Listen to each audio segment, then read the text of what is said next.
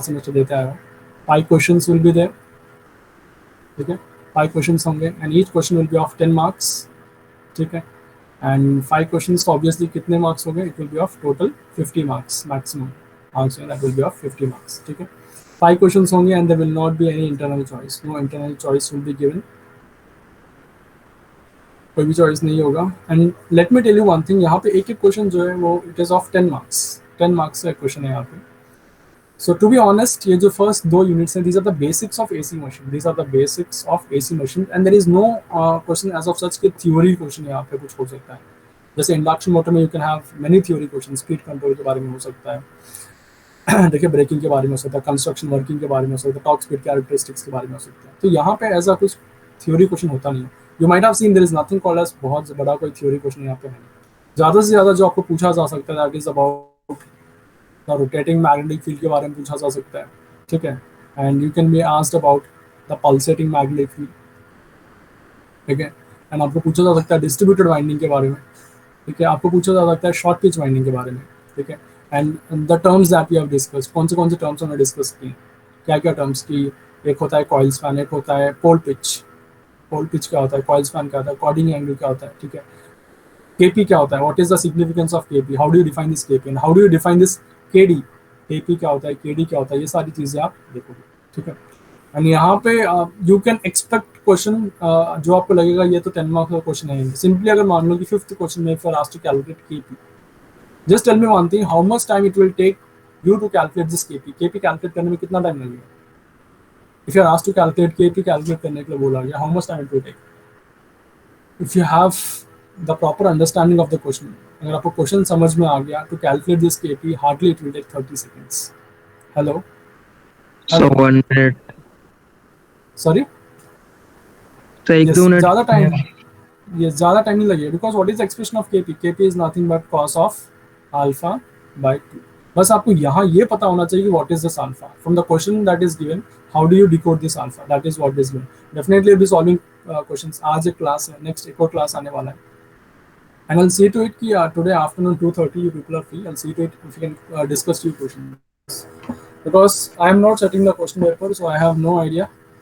So अगर questions आते हैं तो इस यूनिट से definitely it will be on KP and KD.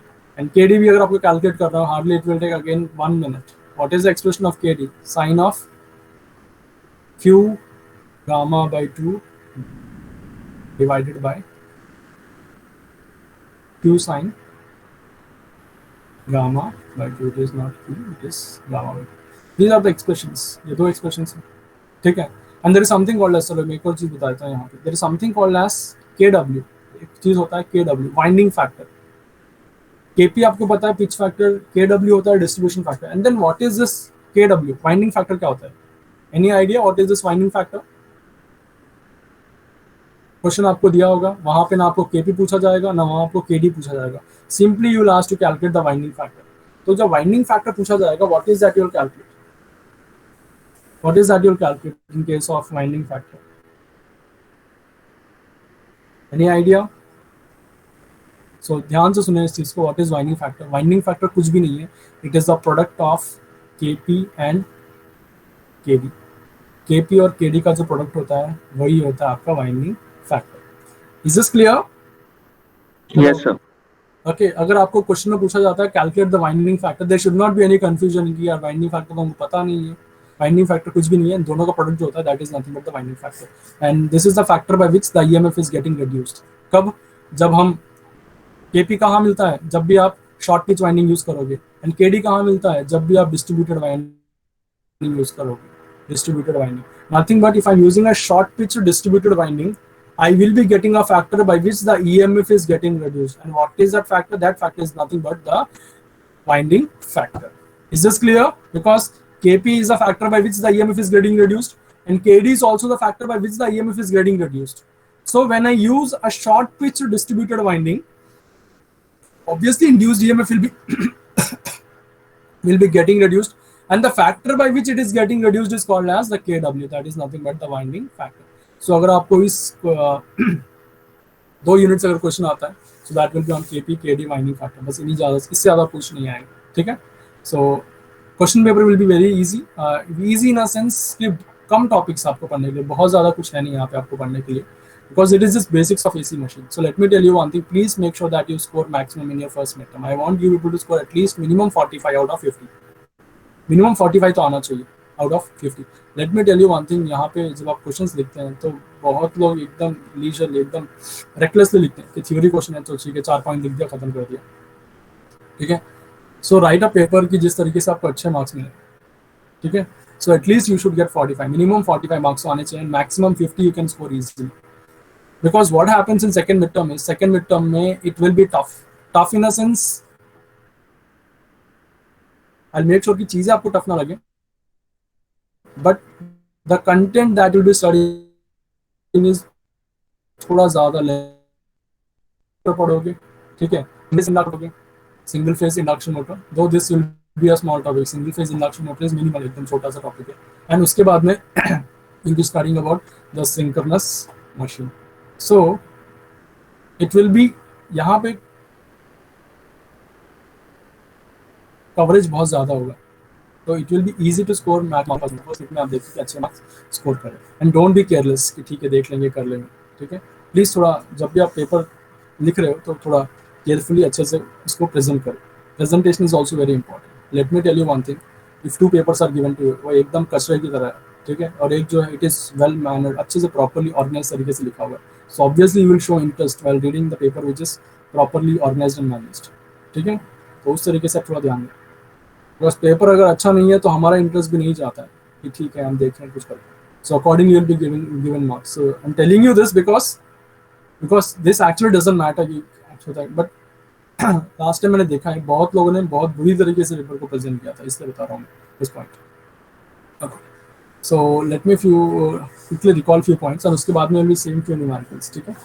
So what is rotating magnetic field, बताइए what is the condition for this rotating magnetic field. Rotating magnetic field produce करने के लिए what is the condition that is required? If I am not fulfilling this condition, rotating magnetic field will not be produced. Anyone? What is the condition? Winding should be displaced in some angle. Okay, winding should be displaced by some angle. चलो very good. चलो मैं आपके हिसाब से यहाँ पे लिख देता हूँ, ड्रॉ कर देता हूँ. सी ध्यान से देखिए आप यहाँ पे जो हम डिस्कस कर रहे हैं, because this is just more of like a revision, more of like a revision. जैसे आपने बोला 3 windings should be displaced in space. This is A, this is B and this is C. So all these are displaced in space. So मैं यहाँ पे A dash B dash और C dash draw नहीं कर रहा हूँ. You know very well कि A dash यहाँ पर होगा, B डैश यहाँ पर होगा और C डैश यहाँ पर होगा. A B C are displaced in space. Okay fine. Is this enough? अगर इस तरीके के वाइंडिंग में इस तरीके का वाइंडिंग होगा तो रोटेटिंग मैग्नेटिक फील्ड प्रोड्यूस हो जाएगा. Is this enough? या एक और कंडीशन भी इंपॉर्टेंट है. What is the one more condition? Time displaced current. Yes exactly, time displaced current. मान लो कि ये करंट है आपके पास and this is the same current that is flowing in all the 3 phases. अगर ये same current, nothing but same phase में तीनों करंट्स अगर 3 कंडक्टर्स में फ्लो करेगा तो रोटेटिंग मैग्नेटिक फील्ड प्रोड्यूस होगा. The answer is no. For the rotating magnetic field to be produced, winding should be displaced in space, and definitely the current that should be flowing through this winding should be displaced in time. Displaced in time. So that is what should be there. So whenever a time displaced current flows through a space displaced winding, what happens? A rotating magnetic field is being produced. So this is what the current is. This is IA, this is IB, and this is IC. A, B, and C. IA, IB, and AC. So this is the time displaced current flowing through a space displaced winding. तभी जाके आपका rotating magnetic field produce होगा. चलो fine, ठीक है. There is something called as the pulsating magnetic field. एक होता है आपके पास pulsating magnetic field. now बताइए what is this pulsating magnetic field? जैसे मोहित ने बताया pulsating magnetic field, rotating magnetic field कहाँ देखने को मिलेगा आपको? 3 phase supply, right? This is nothing but a 3 phase supply. A 3 phase supply is given to 3 windings. Pulsating magnetic field आपको देखने को मिलता है सिंगल फेज में. तो सिंगल फेज में obviously you will be having one winding, एक ही winding होगा, ठीक है. एंड उस वाइंडिंग में क्या फ्लो कर रहा होगा? अ सिंगल फेज करंट. जब सिंगल फेज करंट फ्लो करेगा तो what will happen? Pulsating magnetic field will be produced. क्या इस पल्सेटिंग मैग्नेटिक फील्ड का कोई यूज है? क्या इस पल्सेटिंग मैग्नेटिक फील्ड का कोई यूज है आपके हिसाब से? No, sir. नो, इसका कोई भी यूज है ही नहीं. इसका कोई यूज है नहीं. ठीक है, because single phase induction motor, यहाँ पे जो हम सिंगल फेस डिस्कस किया था हमने, it was nothing but the single phase induction motor that we have discussed in the previous class. तो अब मुझे बताइए पल्सेटिंग मैग्नेटिक फील्ड क्या होता है and why do we convert into rotating magnetic field. यहाँ पे आप ध्यान से देखिएगा, ठीक है, listen carefully so that you understand. Let me take a new slide. ठीक, जब भी आपके पास कोई मोटर होता है, मोटर का काम क्या होता है बताइएगा, what is the role of a motor, what is the role of a motor, to convert electrical energy into mechanical energy, and when I say mechanical energy it has to produce torque. Yes, यही होता है, it has to produce torque। Motor का काम क्या है, electrical energy देंगे तो it has to produce torque, ठीक है। So let me tell you one thing, for this torque to be produced, for this torque to be produced either in 3 phase या single phase, या 3 phase motor हो या single phase motor हो, torque को produce होने के लिए what is the requirement? The requirement is I need to have the rotating magnetic field. If I do not have this rotating magnetic field, torque produce नहीं होगा। लेकिन 3 phase में तो कोई दिक्कत नहीं है, बिकॉज 3 फेज में जब हम सप्लाई देते हैं तो रोटेटिंग मैग्नेटिक फील्ड प्रोड्यूस होता है, जिसकी वजह से हमारे पास टॉर्क प्रोड्यूस हो सकता है नहीं होगा, टॉर्क प्रोड्यूस होगा। Is this clear? This happens in 3 phase. 3 phase में तो कोई दिक्कत नहीं है, because we have seen 3 phase में तो डायरेक्ट हमारे पास रोटेटिंग मैग्नेटिक फील्ड प्रोड्यूस हो जाएगा, which will be revolving in this space, ठीक है। नाउ सिंगल फेज में क्या होता है, सिंगल फेज में क्या रोटेटिंग मैग्नेटिक फील्ड प्रोड्यूस होता है? नहीं, सिंगल फेज में आपके पास रोटेटिंग मैग्नेटिक फील्ड प्रोड्यूस नहीं होता है। देन व्हाट इज प्रोड्यूस्ड, क्या प्रोड्यूस होता है? सिंगल फेज में हमारे पास प्रोड्यूस होता है pulsating magnetic field, pulsating magnetic field, ठीक है। तो हमें यहाँ पे क्या करना होगा, इस पल्सेटिंग मैग्नेटिक फील्ड को रोटेटिंग मैग्नेटिक फील्ड में कन्वर्ट करना होगा, ठीक है। जब मैं रोटेटिंग मैग्नेटिक फील्ड को मैं कन्वर्ट करूंगा तब जाके मेरे पास टॉर्क प्रोड्यूस होगा। लिसन केयरफुली, सिंगल फेज में we do not have the rotating magnetic field. What is the magnetic field that is been produced? Pulsating. इससे टॉर्क प्रोड्यूस नहीं होगा, because what is that we know is for the torque to be produced what is required is rotating magnetic field, rotating magnetic field is required. So what is that we have to do is we need to convert this pulsating magnetic field into rotating magnetic field by connecting an extra winding called as the secondary winding. क्या connect करना होगा मुझे यहाँ पे? I need to connect a secondary winding. Because single phase है तो यहाँ पे एक ही winding होगा initially. Initially we'll be having one single winding which is called as the primary winding, जिसकी वजह से pulsating magnetic field produce हो रहा है।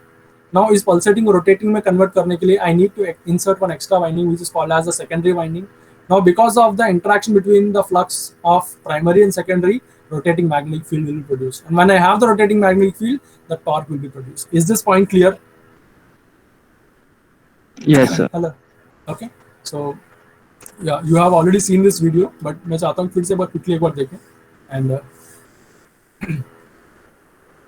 try to understand the point that I was trying to tell you. Hardly it will take 2 minutes.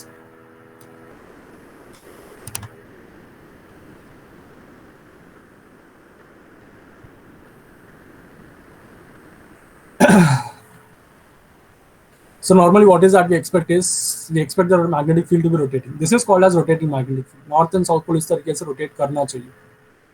लेकिन what happens is when I'm giving a single phase supply, तो यहाँ पे आप देखोगे this is the magnetic field which is pulsating along this axis. जब हम single phase supply देते हैं, so this is called as the pulsating magnetic field. यहाँ पे आप resultant को देखिए, positive max कम होते होते 0, again negative max, negative max is 0, again positive max. क्या रोटेट कर रहा था वो magnetic field? No, it was not rotating. तो यहाँ पे to convert that into rotating, यहाँ पे हम सेकेंडरी वाइंडिंग इंसर्ट करेंगे एंड सेकेंडरी वाइंडिंग पे भी हम करंट देंगे। But the point here is secondary winding पे जो करंट देंगे, this current should be displaced by 90 degrees. ये हमें इंश्योर करना है कि ये जो प्राइमरी वाइंडिंग में जो करंट है, सेकेंडरी वाइंडिंग में जो करंट है, both should be displaced by 90 degrees. This is what we need to ensure, ठीक है। नाउ इसमें भी करंट फ्लो कर रहा है। अभी आप देखिए, now this magnetic field is horizontal whereas previous one was vertical. क्यों? यहाँ पे जो current है that is displaced by 90 degrees. And how do we ensure this 90 degree current displacement? By connecting a starter which is nothing but a capacitor, which will ensure the 90 degree current displacement between the two conductors. Yes? समझ में आ रहा है आप लोग को? Hello? Yes, sir. Okay, fine. तो यहाँ पे आप देखिए दो मैग्नेटिक फील्ड्स हैं, दो कॉइल्स हैं तो दो मैग्नेटिक फील्ड्स हैं, एंड दोनों का जो रिजल्टेंट है, this is the resultant magnetic field. जब दो मैग्नेटिक फील्ड्स इंटरैक्ट करेंगे, resultant magnetic field will be develop. एक चीज बताइए, this is one vector and this is the second vector, दोनों का रिजल्टेंट कहाँ पर होगा? यही तो होगा दोनों का रिजल्टेंट। यस, तो नाउ दीज आर पल्सेटिंग। अगर आप ध्यान से देखोगे ये जो दो मैग्नेटिक फील्ड्स है ये पल्सेटिंग है, बट दोनों का जो रिजल्टेंट है दिस इज रोटेटिंग। इन दोनों का रिजल्टेंट आप देखोगे इस डायरेक्शन में आएगा। Now see this is 0 and this is maximum, तो रिजल्टेंट किस डायरेक्शन में? इस डायरेक्शन में। तो उसी तरीके से सो this is how you get, किसी भी इंस्टेंट पे आप रुक के देख लो रिजल्टेंट आपको मिलेगा which is rotating. Is just clear? So this is called as the rotating magnetic field. दो मैग्नेटिक फील्ड्स हैं जिसकी वजह से rotating magnetic, this is called as rotating magnetic field, जो कि रोटेट कर रहा है। Is this point clear? Hello, Yes, sir. Okay fine, ठीक है।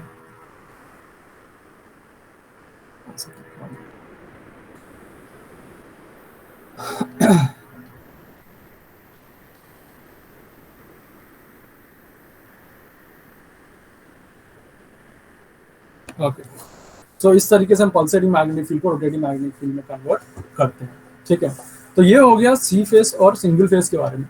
एक चीज बताइए, अगर मेरे पास टू फेस सप्लाई होगा तो उस केस में क्या होगा? If I have a two phase supply what will happen in that case? तो क्या टू फेज में मुझे रोटेटिंग मैग्नेटिक फील्ड मिलेगा? क्या रोटेटिंग मैग्नेटिक फील्ड प्रोड्यूस होगा टू फेज की केस में?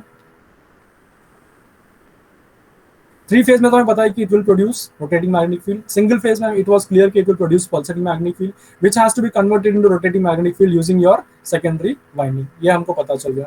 Now what happens if you have a two phase system? To phase system में क्या होगा? So, इसमें भी होनी चाहिए। यस, इसमें भी आपका रोटेटिंग मैग्नेटिक फील्ड प्रोड्यूस होगा। देखो सिंगल वाइंडिंग जब था हमारे पास पल्सेटिंग मैग्नेटिक फील्ड था। यहाँ पे एक चीज बताइए, यहाँ पे how many windings you have? यहाँ पे अगर रोटेटिंग प्रोड्यूस हो रहा है मतलब कितने वाइंडिंग्स हैं आपके पास? दो वाइंडिंग्स हैं। रोटेटिंग मैग्नेटिक फील्ड प्रोड्यूस हो रहा है फाइनली, मतलब you have two windings, one is called as the primary winding and one is called as the secondary winding. दो वाइंडिंग्स, ठीक है। टू वाइंडिंग्स की मिनिमम रिक्वायरमेंट होती है आपके पास रोटेटिंग मैग्नेटिक फील्ड प्रोड्यूस होने के लिए, and that is already there in two phase. Two phase में तो दो वाइंडिंग्स इजीली होंगे आपके पास। ठीक है, so let me draw this, I will understand.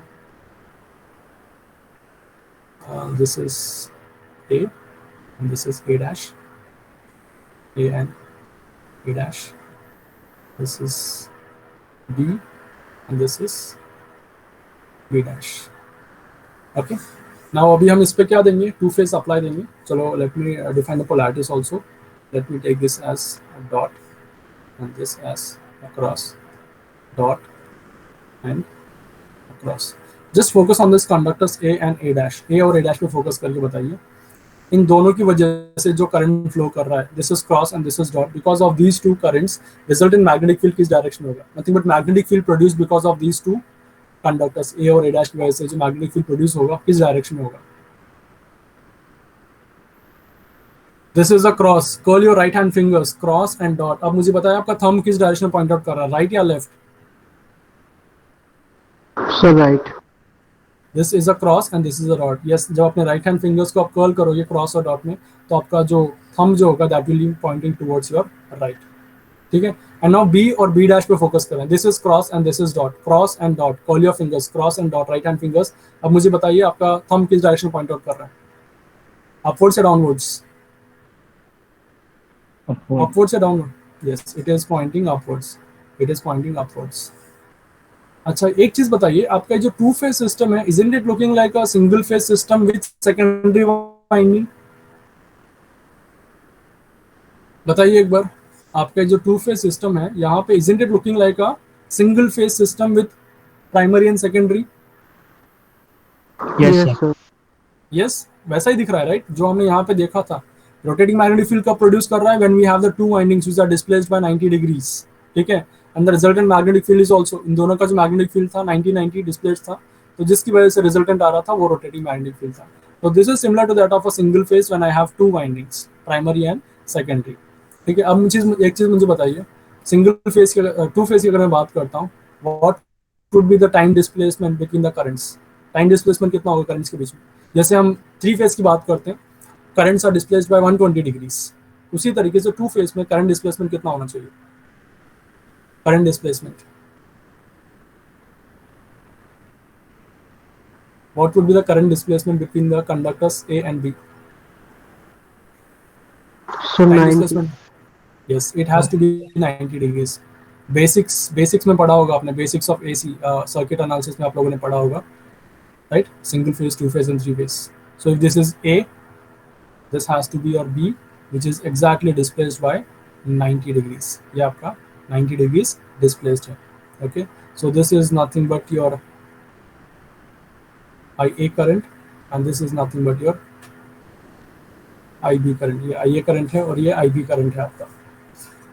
Okay, एक चीज मुझे बताइए, इन दोनों वाइंडिंग्स में जो करंट फ्लो कर रहा है that is displaced by again 90 degrees. 90 degree displaced है. एक चीज बताइए, सिंगल फेज में भी हम यही कर रहे थे. सिंगल फेज में भी हम यही कर रहे थे bye connecting an external capacitor. We were ensuring that the currents are displaced by 90 degrees. Yes, Yes, sir. यही चीज हम वहां पर भी कर रहे थे, right? So working wise it is almost same. अगर वहां पे हम बोल रहे हैं कि रोटेटिंग मैग्नेटिक फील्ड प्रोड्यूस हो रहा है, तो यहाँ पर भी definitely you will have the rotating magnetic field. If you want to check, आप चेक कर सकते हैं. Let me take this as T1, इस इंस्टेंट को, और इस इंस्टेंट को हम ले लेते हैं एज T2. ठीक है, दो इंस्टेंट्स हमने ले लिए. दोनों इंस्टेंट्स में हम चेक करते हैं कि रोटेटिंग मैग्नेटिक फील्ड प्रोड्यूस हो रहा है नहीं हो रहा है. ठीक है, okay, so this is at the instant T1 and this is at the instant T2. T1 के पास IA का वैल्यू कितना बताइए? What is the value of current IA? What is the value of current IA at the instant T1? What is the value of current IA? IA की value कितनी है T1 के पास में? 0. 0. If it is 0, अब मुझे बताइए, will I be having any magnetic field because of the zero current? क्या FA exist करेगा at this instant T1? No, Current sir. 0 है, no, there will not be any MMF because of the current, when the current is 0. And IB की value कितनी है? It is maximum. When it is maximum, tell me one thing, this will be maximum, FB will be maximum, and किस direction में होगा? This will be in this particular direction. This will be in this particular direction. Nothing but this is my north pole and this is nothing but my south pole. उसी तरीके से अगर मैं instant T2 पे check करूंगा, what is the value of IB? IB is 0 but IA is maximum. तो obviously यहाँ पे जो रिजल्टेंट मैग्नेटिक फील्ड होगा, so this is how the resultant magnetic field will be. This is, one second, IB, yes, okay, this is north and this is south. तो यहाँ पे आप देखेंगे कि हर एक इंस्टेंट पे आप चेक करेंगे, तो हर एक इंस्टेंट पे आप check, you can check at this instant also. इस इंस्टेंट पे आप चेक कर सकते हो. T3 पे आप चेक करोगे, so again you will have the same result. T3 पे आप देखोगे तो कैसा आएगा बताइए एक बार मुझे. T3 पे आपका रिजल्टेंट किस डायरेक्शन में होगा? T3 में आपका रिजल्टेंट किस डायरेक्शन में होगा? T3 at this instant T3, IB is negative, IA is 0. जब IB पॉजिटिव है, this is the direction. IB negative है, it will be in the downward direction.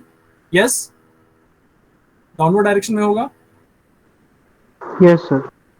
This is north and this is nothing but the south. ठीक है, so this is what we can see. आपको, you have the magnetic field which is revolving in the free space over here. So this is what you need to understand. So this is nothing but the rotating magnetic field when you have a two phase system. तो हमने देख लिया कि single phase में क्या होता है. Single phase में पल्सेटिंग होता है जिसको हम रोटेटिंग में कन्वर्ट करते हैं. थ्री फेज में तो we had a detailed discussion about this rotating magnetic field. ठीक है, एंड टू फेज में हमने देख लिया, two phase is similar to that of a single phase with the two windings. So जैसे टू वाइंडिंग्स में हम कहते हैं कि current should be displaced by 90 degrees, it is already displaced by 90. So we have the two magnetic fields. When these two magnetic fields interact, a resultant magnetic field will be produced, which is revolving in the free space. Okay, so this was about the rotating magnetic field, जो आपको सारी चीजें पता है. Okay, so let me take a numerical and solve that numerical ones.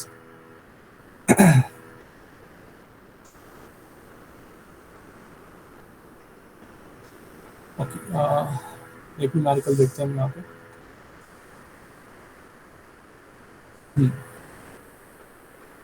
Read this question properly and just tell me what is asked and what is that you have to calculate. कैसे calculate करेंगे बताइए. Forget about this option. Options पे ध्यान मत दीजिए आपको. Just read the question. Read the question and tell me how do you solve this question. कैसे solve करेंगे इस question के ऊपर.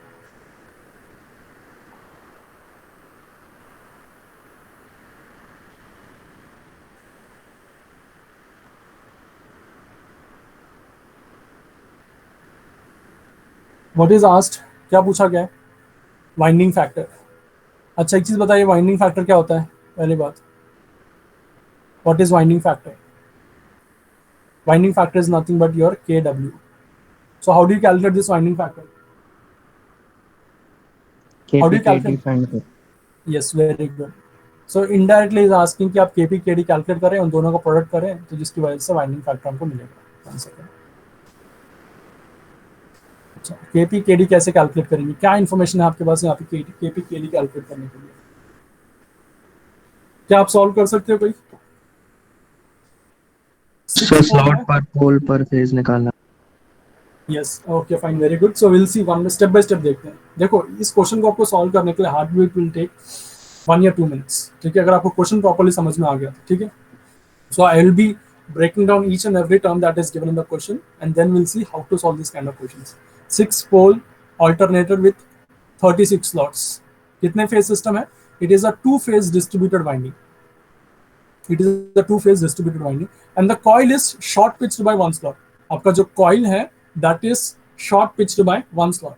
अगर यहाँ पे डायरेक्टली इन्होंने एंगल दिया होता ना कि the coil is short pitched by 30 degrees या coil is short pitched by 20 degrees, तो वहां पे आपको अल्फा डायरेक्टली होता.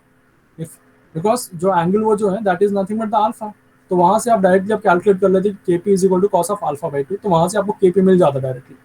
If that angle would have been given that it is short pitch by 20 degrees 30 degrees, but यहाँ पे तो ऐसा कुछ एंगल दिया नहीं है.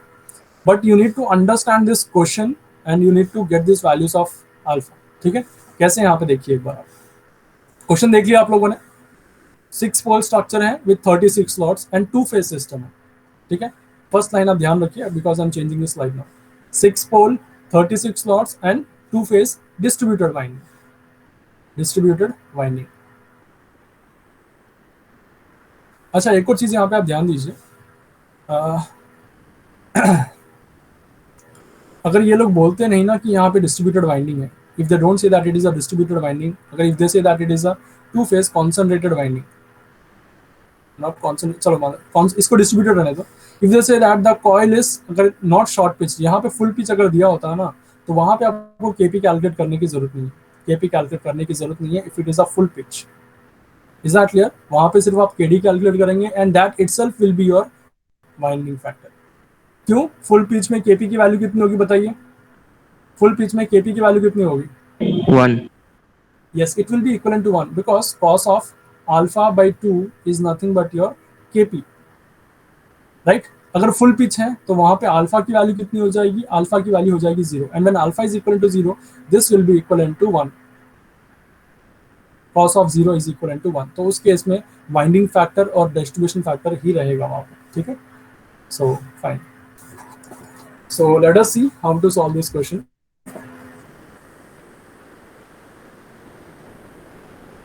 It is a 6 pole 36 slots. 6 pole है और 36 स्लॉट्स आ गए. ठीक है, तो मुझे बताइए एक चीज बताइए, नंबर ऑफ स्लॉट्स पर पोल कितने हो गए? Slots per pole. This is the question that is given and it is a two phase system. Two phase system. समझिए भाई, नंबर ऑफ स्लॉट्स पर पोल कितने हो गए? स्लॉट्स पर पोल इस बताइए. Sir 6. Yes, it is 36 divided by 6. It is equivalent to 6 slots per pole. Nothing but एक pole के नीचे 6 स्लॉट्स आपको मिलेंगे. वैसे कैसे, कितने पोल्स आपके पास? 6 पोल्स. ठीक है, so let me draw that structure now. Let me draw that structure. कोई भी 2 पोल हम ले लेते हैं, देखते हैं कि this is a north pole and उसके एडजेसेंट में एक साउथ पोल है. उसको मैं इस तरीके से ड्रॉ कर लेता हूँ. See you need not do all this things. मैं आपको समझाने के लिए सारी चीजें ड्रॉ कर रहा हूँ. सिंपली आप सॉल्व कर सकते हो क्वेश्चन को देखते ही. ठीक है, 1 2 3 4 5 एंड 6. ये 6 स्लॉट्स हैं आपके नॉर्थ पोल के नीचे, एंड साउथ पोल के नीचे भी 6 स्लॉट्स होंगे. 1 2 3 4 5 and 6. So these are the 6 slots under your south pole. So number of slots per pole are equivalent to 6. That is what we have seen over here. ठीक है, KD का expression क्या होता है बताइए? What is the expression of KD? KD is equivalent to, yes कोई बताइए, what is the expression of KD? Sine of Q gamma by 2 divided by q sin gamma by 2। जैसे यही होता है केडी का वैल्यू एक्सप्रेशन, मैंने derive भी किया था एक्सप्रेशन, ये याद है आप लोग को? Yes, sir. Okay, now what is gamma over here? What is gamma? Gamma क्या होता है बताइए, what is this gamma? Expression तो आपको पता है, but to get this you also need to know कि यहाँ पे जो टर्म्स है कौन से टर्म्स है। What is this gamma? Sir, slot angle. Yes, very good, this is nothing but the slot angle. तो सबसे पहले हमको यहाँ पे जो निकालना होगा वो स्लॉट एंगल निकालना होगा। You need to calculate the slot angle. Okay, तो स्लॉट एंगल कैसे निकलेगा बताइए एक बार मुझे, how do you get the slot angle? एक पोल के नीचे कितने इलेक्ट्रिकल डिग्रीज होते हैं? How many degrees electrical under a north pole, under a south pole? किसी भी एक पोल के नीचे how many degrees electrical you have? So 180. 180 degrees. 180 degrees, very good. चलो ठीक है, सो let us see what is this gamma. So can I see this कि एक पोल के नीचे आपके पास 180 डिग्रीज होते हैं। How many slots you have over here? It is 6 slots. तो गामा कितना हो गया बताइए एक बार? 180 डिवाइडेड बाय, किससे डिवाइड करेंगे हम यहाँ पे? 6 से। Yes, 180 divided by 6, right? कि उससे पता चलेगा what is the angle between the two adjacent slots. What is the angle between the two adjacent slots is nothing but called as the slot angle gamma. So this is nothing but 180 divided by 6 which is equal to slots per pole. तो यहाँ पे अगर हम calculate करेंगे तो this is equal to 30 degrees.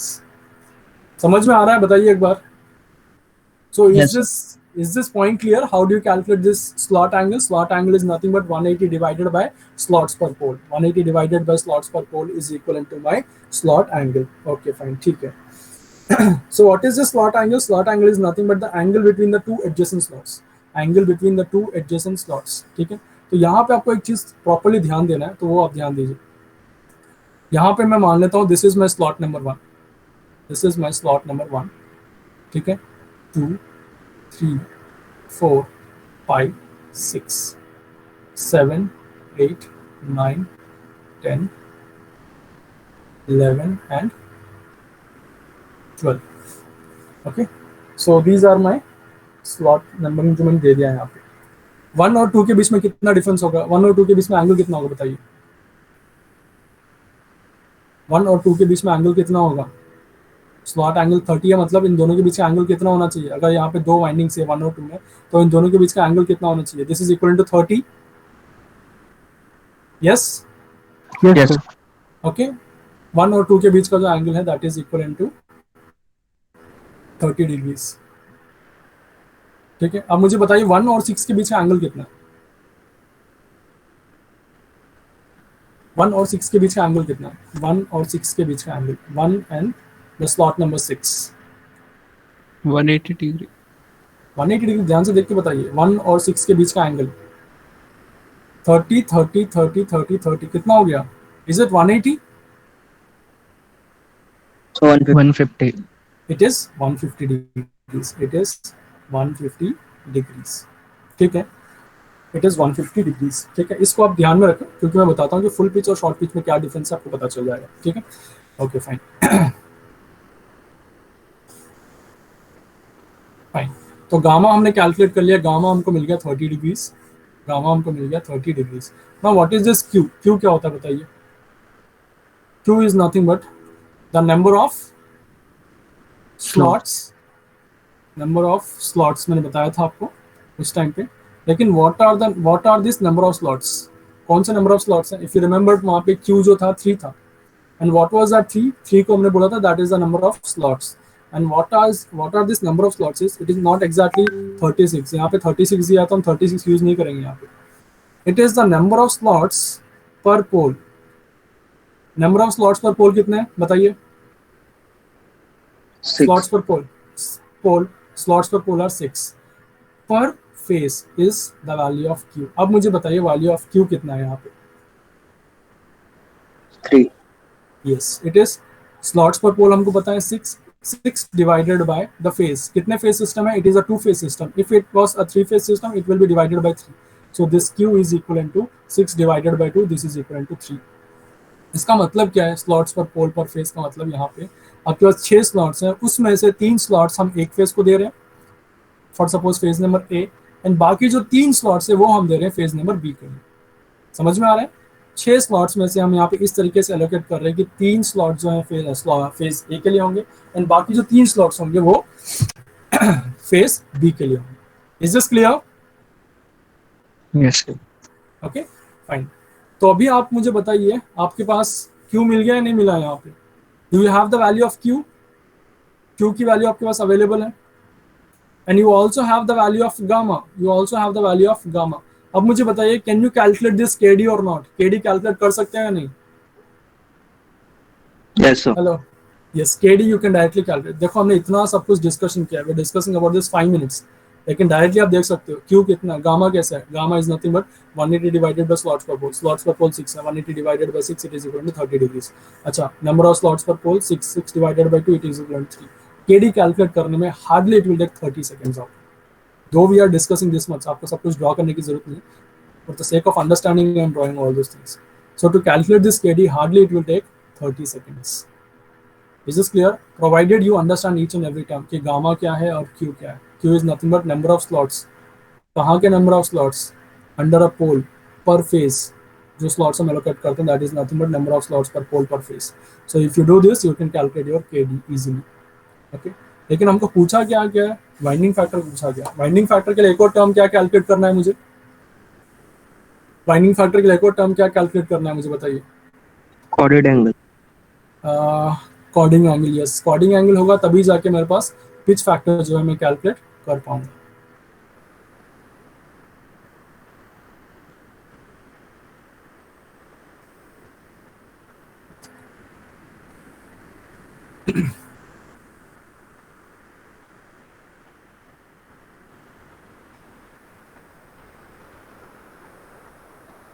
चलो ठीक है। So next I need to calculate my KP. KP की वैल्यू मुझे यहाँ पे कैलकुलेट करना है। And what is KP? KP is nothing but cos of alpha by 2. And what is this alpha? Alpha is nothing but the short pitch angle, the chording angle। कैसे बोला आपको? ठीक है, तो सिंपली आपको यहाँ पे अल्फा निकालना। अल्फा निकाल लिया तो आपको यहाँ पे KP मिल जाएगा। ठीक है। So previously I asked you one question, what is the angle between 1 and 2? आपने बताया कि sir it is 30 degrees. And what is the angle between 1 and 6? आपने बोला सर it is 150 degrees. ठीक है, तो यहाँ पे आप ध्यान दीजिए कि फुल पिच वाइंडिंग कैसा होता है, फुल पिच वाइंडिंग कैसा होता है और शॉर्ट पिच वाइंडिंग कैसा होता है, आपको यहाँ पे समझ में आ जाएगा। ठीक है, फुल पिच में what is the coil span? Full pitch में what is the coil span? Coil span कितना होता है बताइए? 180. Coil span is equal to 180 degrees. यहाँ पे प्लीज आंसर माय क्वेश्चंस। मान लो कि मेरा एक कॉइल है जो फर्स्ट स्लॉट में रन कर रहा है, it is running in the first slot. ठीक है, तो इसका जो रिटर्न कंडक्टर है वो किस स्लॉट से जाना चाहिए so that the coil span is 180 degrees? कौन से स्लॉट से जाएगा तो कॉइल स्पैन मुझे 180 डिग्रीज मिलेगा बताइए? तो यहाँ से मुझे 180, yes it has to be under, it has to go through your 7th slot, it has to go through your 7th slot. अगर यहाँ पे अगर मैं कैलकुलेट करूंगा 30 30 30 30 30 into 6 it is equivalent to 180 degrees. So this kind of winding alignment is called as the full pitch. तो इस तरीके के वाइंडिंग अलाइनमेंट को हम क्या कहते हैं? It is full pitch. समझ में आ रहा है? फ्रॉम 1 to 7 अगर सेकंड से वाइंडिंग जा रहा होगा उसका रिटर्न कंडक्टर कहाँ पे आएगा? 8th में आएगा। Is this clear? Hello, Yes, sir. समझ में आ? ठीक है, अगर थर्ड से जा रहा होगा 3 से मैं 180 कैलकुलेट करूंगा 30 30 30। सो अगर 3 में अगर मैं देखूंगा तो obviously that has to go through your 9th slot over here. तो हमें इस चीज का ध्यान रखना है कि जब हम फुल पिच की बात करते हैं तो अगर यहाँ से कंडक्टर रन कर रहा है तो करस्पॉन्डिंग रिटर्न कंडक्टर किस स्लॉट से रन कर रहा होगा वो हमें देखना है। ये अंडरस्टैंडिंग आपको समझ में आना चाहिए। Is this clear? So this Yes. Kind of winding alignment is called as the full pitch winding. अगर आप क्वेश्चन ध्यान से पढ़ोगे, if you read the question properly, what is given? Each coil is short pitched by one slot. Each coil is short pitched by one slot. इसका मतलब क्या आपके हिसाब से बताइए? You have the hidden answer in this कि alpha कितना है यहाँ पे हिडन है। ठीक है, each coil is short pitched by one slot. Short pitched by one slot. What does that mean? Short pitched by one slot. Full pitch क्या होता है? This is full pitch. 1 से है तो it has to go through 7. This is nothing but full pitch. Question is, it is short pitched by one slot. Short pitch bye one slot, nothing but आपका जो return conductor है वो कहाँ से जा रहा है इस केस में, रिटर्न कंडक्टर है वो कहाँ से जा रहा है, 6. yes it is going through your, it is, one second let me take some other color, ठीक है, so let me take the green color. तो अगर मेरा फर्स्ट, अगर कंडक्टर फर्स्ट स्लॉट से जा रहा है, उसका जो रिटर्न कंडक्टर है it is short pitched by one slot, short pitched by one slot मतलब 7 से जाना चाहिए, it is short pitched by one slot मतलब it has to go through your slot number 6, it has to go through your slot number 6. Is this clear, समझ में आ रहा है? Yes, sir. Okay, so this is what the meaning is. अब मुझे बताइए what is the value of alpha now? What is the value of alpha? What is the 30. value of alpha? Yes, it is 30 degrees because यहाँ से लेके यहाँ तक it is, यहाँ से लेके यहाँ तक it is 180 degrees. It is 180 degrees. ठीक है? और यहाँ से लेके अभी शॉर्ट पिच में कॉइल स्पैन कितना है? शॉर्ट पिच में कॉइल स्पैन इतना है. What is the coil span? This is equivalent to 150 degrees. It is short pitched by how many degrees? It is short pitched by how many degrees? It is short pitched by 30 degrees. Yes? समझ में आ रहा है नहीं आ रहा है? Yes, sir. Okay, it is short pitched by 30 degrees. वहाँ पे directly अगर क्वेश्चन में ये दे देते ना कि आपका जो कॉइल है it is short pitched by 30 degrees, तो वहाँ पे आपको सब कुछ एनालिसिस करने की जरूरत नहीं है. Simply you can say that alpha is equal to 30 degrees, but it was not given directly. It was like it is short pitched by one slot. If it is short pitched by one slot, so obviously return conductor कहाँ से आ रहा होगा? 6 से आ रहा होगा. So obviously it is short pitched by 30 degrees. So what is the value of alpha now? Alpha is equivalent to 30 degrees. Alpha is equivalent to 30 degrees. Calculate cos of alpha by 2, you will get your Kp. And what is that I want? I want the value of Kw, winding factor.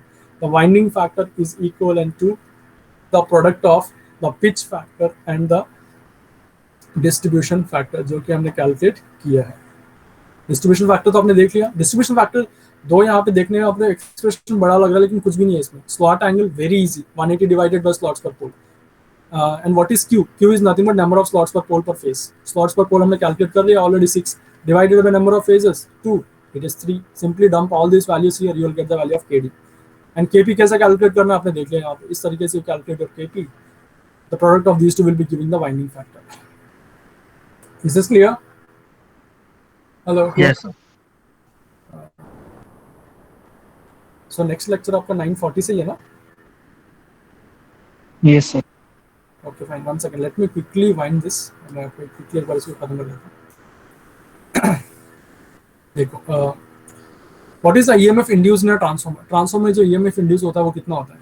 It is 4.44 N pi F. यही होता है EMF induced in a transformer. You might have studied this expression. Yes? Yes. Yes, sir. Okay. यही expression आपको alternator में भी मिलता है. जब हम अल्टरनेटर में एक्सप्रेशन डिराइव करेंगे, you will be having the same expression. EMF induced in an alternator is equivalent to 4.44 N phi F. And you know all these parameters, flux per pole and all these things. F is nothing but frequency. ये सब पता है. ठीक है. Alternator में भी यही होता है EMF का एक्सप्रेशन. कब? जब आपके पास कॉन्सेंट्रेटेड वाइंडिंग हो एंड आपका जो वाइंडिंग स्ट्रक्चर हो वो फुल पिच हो. राइट? बिकॉज इस केस में अगर वाइंडिंग फैक्टर में कैलकुलेट करूंगा, बिकॉज कॉन्सेंट्रेटेड वाइंडिंग है तो केडी की वैल्यू कितनी होगी? केडी की वैल्यू होगी आपकी 1. एंड यहाँ पे केपी की वैल्यू कितनी आएगी फुल पिच में? केपी की वैल्यू होगी आपकी 1. What about the winding factor now? Winding factor कितना होगा? It will be equivalent to 1. Is this clear? समझ में आ रहा है? ओके, तो यहाँ पे जो एक्चुअल एक्सप्रेशन जो होता है ना, what is the actual expression is, actual expression is this. It is 4.44 N phi F into KW. This is what the actual expression is. अच्छा, आपको ये भी क्वेश्चन मिल सकता है in case this question can be given कि calculate the induced EMF when you have the distributed winding and the short pitch winding. Short pitch winding होगा तो हम क्या कैलकुलेट करेंगे? यहाँ पे हम कैलकुलेट करेंगे pitch factor. Distributed winding होगा तो हम यहाँ पे कैलकुलेट करेंगे the distribution factor. And what is this KW? KW is the factor by which the EMF is getting reduced. EMF is getting reduced when I use, क्या use करता हूँ मैं? अगर मैं short pitch winding और distributed winding use करता हूँ. Because concentrated winding और फुल पिच में तो केपी और केडी की वैल्यू होगी 1, वहां पे केडब्ल्यू की वैल्यू होगी 1, ठीक है। लेकिन if I use a short pitch winding and a distributed winding, what would be the value of केडब्ल्यू? केडब्ल्यू की वैल्यू होगी definitely it will B less than 1, and this is the factor, this is the kW is the factor by which the EMF is getting reduced when I use the short pitch distributed winding. समझ में आ रहा है? Yes, sir. Hello, okay. So अगर आपसे किसी ने पूछा कि व्हाट इज KW, so this is what your answer will be. KW is the factor by which the EMF is getting reduced when we use short pitched distributed winding. KP आपको पता है कि KP वो फैक्टर होता है जब हम शॉर्ट पिच यूज करते हैं, KD वो होता है जब हम डिस्ट्रीब्यूटेड वाइंडिंग यूज करते हैं, KW क्या होता है? KW is the factor by which the EMF is getting reduced when I use short pitched distributed winding. And हमेशा याद रखें KW की जो वैल्यू होगी definitely it will B less than 1, 0.9 या 0.8 के नजदीक होगा, ठीक है, 0.9 के नजदीक होगा। सो कभी भी अगर आप KW कैलकुलेट करते हो, अगर ग्रेटर देन 1 आ रहा है, मतलब आपने कहीं ना कहीं तो गड़बड़ की है कैलकुलेशन में। तो ये आप, this is the check points that you can see. KW जब भी आप कैलकुलेट करो, definitely it has to be less than 1 because that is the factor by which it is getting reduced. Is this clear? Yes, sir. Okay, chalo, fine. Thank you. Let me take the attendance. It's already late.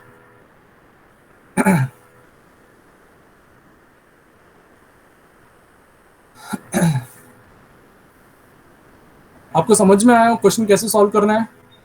KP KD? Yes, sir. Okay fine, ठीक है।